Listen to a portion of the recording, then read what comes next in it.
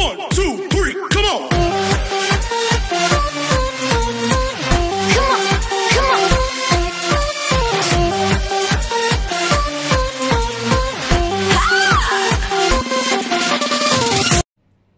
Hi po netizens, it's me Raymond Arak Official, and ako'y nagbabalik na naman sa aking YouTube channel. And for today's video po is gagawa po tayo ng reaction video po tungkol sa aking first deleted no brief challenge po dito sa YT. So gagawa lang po ako ng kaunting reaction video kung bakit ba siya natanggal, or karapat dapat ba siyang tanggalin dito sa YT. Kasi natanggal po siya dito sa YT kasi yung dahilan po is may sexual content po siya or nudity po. So but before that is panoorin muna natin yung part ng aking no brief challenge. So naka fast forward lang po ito, so panoorin po natin.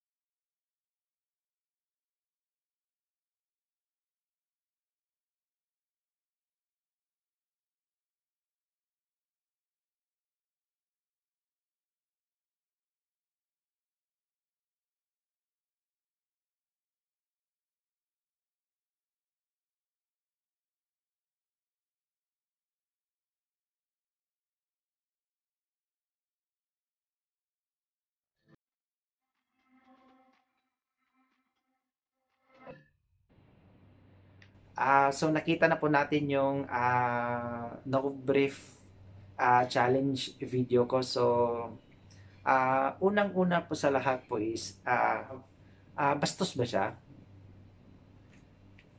Yung ano kasi yung rason kasi kung bakit siya natanggal sa YouTube kasi may sexual content po siya at nudity. So ano ba ang sexual content? Ano ba ang nudity? So, search muna natin dito sa Google kung ano ba talaga yung meaning niyan. Para malaman natin kung may sexual content ba talaga siya at nudity. What is sexual content? Okay. Ito po yung meaning po ng sexual content po. Sexual content in media discourse. Sexual content is material depicting sexual behavior. Sexual behavior The sexual behavior involved may be explicit sexual behavior such as flirting or include sexual language and euphemism. Paano ba ito basahin? And euphemism. Its increasing availability, especially the internet, has increased people's exposure to sexual content. So ano bang meaning doon? Siguro sa pagkakaintindi ko is sa loob ng isang sexual content siguro is makikita natin yung mga part na usually po ginagawa or nangyayari po sa isang sexual po na ano. Like for example, siguro sa video ko is malamang yung video natin kasi is a no brief challenge. So malamang maghuhubad talaga ako nun. 'Di ba? Maghuhubad ako ng brief, ganyan. Maghubad ako ng brief, although pwede talaga, may sexual content naman talaga siya. Pero hindi naman ibig sabihin na hinubad ko yung brief ko is nakita yung alaga ko, 'di ba? Hindi naman.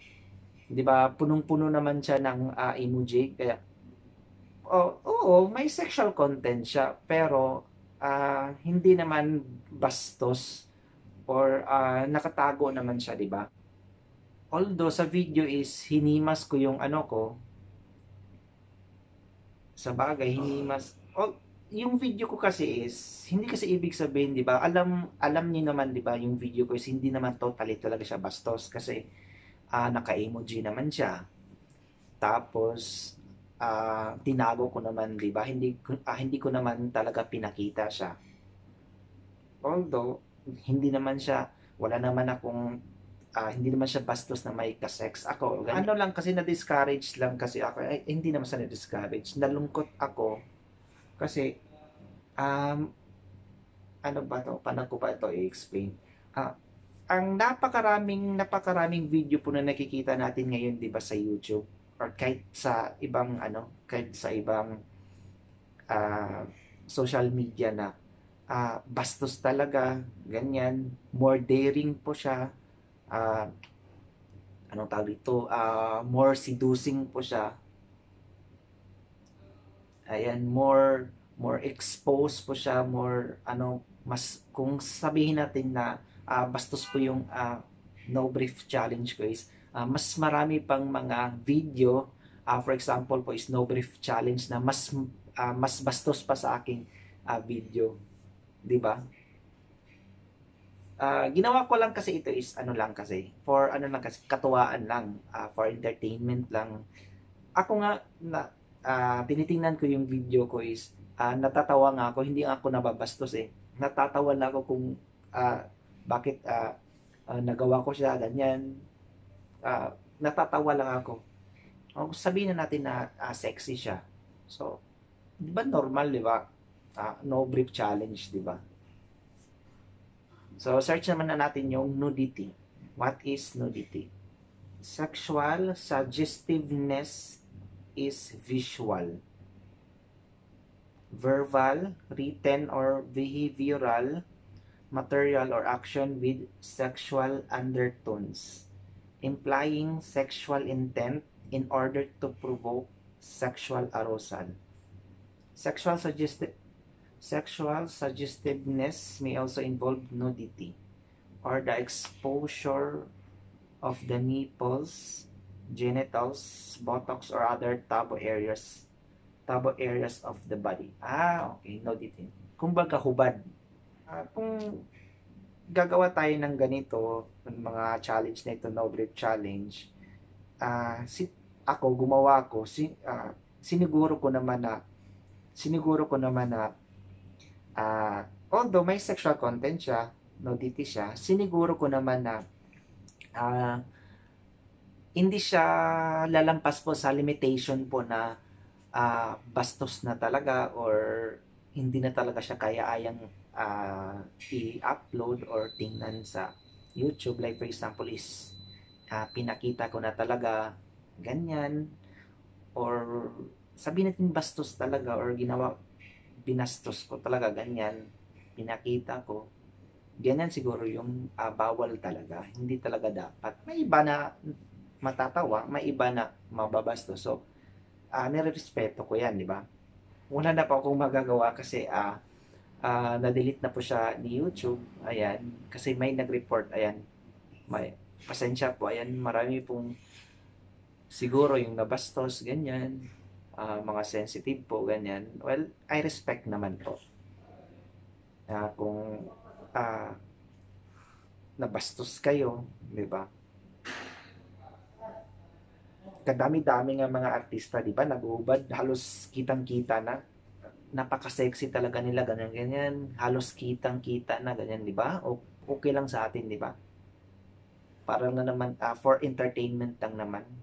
Doon po nagtatapos po ang aking reaction video po tungkol sa aking No Brief Challenge po, part 1. Kung nagustuhan mo po yung reaction video ko is don't forget po to like my video po. And then, kung hindi po kayo naka-subscribe sa aking channel po is please subscribe and then hit the notification bell para ma-update po kayo sa aking next na video po. And then don't forget po to comment below po kung anong masasabi ninyo, kung bastos ba talaga siya or dapat lang talaga siya na natanggal sa sa YT. Ayan, ano pong masasabi niyo, o sexy ba siya or nakakatawa ba siya, bastos ba siya, o ganyan ganyan. So mag-comment po kayo below po, at doon po nagtatapos po ang aking video. Maraming salamat po. Ayan, bye guys.